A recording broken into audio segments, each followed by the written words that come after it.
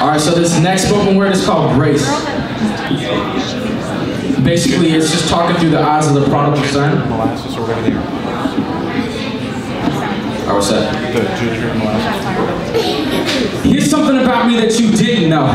Get it right now. I used to be rich. Yeah, I mean filthy rich. I was set up to endorse a fortune because of my father's legacy. You see, I was a child, born to inherit a kingdom, but I got caught in a careless reality. So much so that I left my family and adopted a get money type of mentality. I spoke of my father's riches as if I owned them, but little did I know these riches own me.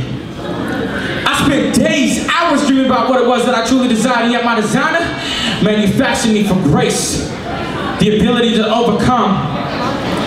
I'm not like you. I'm different. If I had one ring to rule them all, I keep it. If I had Jedi powers, I bring in balance to the Force. If I was Chuck Norris, man, none of y'all would be alive. If I was able to incept your mind, I'll take away all the bad things anyone has ever thought about me and make you love me. I'm sinful. I look back at the old me and suddenly see a picture of what grace is. I remember when I smoked weed just to hide the hurt, say a couple slick words to lift the skirt, rub a couple lines to make it work, and at the end of the day, I'll be on opposite earths. You see, Sundays, that was my one day. I praised God in just one way, and when Monday came around, it was back to my runway. Thinking in my mind like someday I'll figure it out, but that don't make sense like Shaq in a Hyundai. I spent my riches like a prodigal, bound myself with these chains. You see my purpose? Nobody to blame but myself. Cause after all the party, sex, and drugs, I only proved that I needed help. My family was in the loss of appetite for Jesus Christ. I had nothing, so I worked in sin in minimum wage was my life. Let me tell you, I got paid.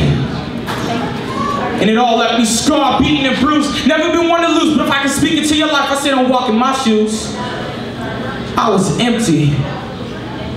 So my father tacked himself in like a substitution. I was scrimmaging my flesh, but my spirit was losing. Couldn't understand why nobody was rooting. I could do it on my own was my mind's illusion.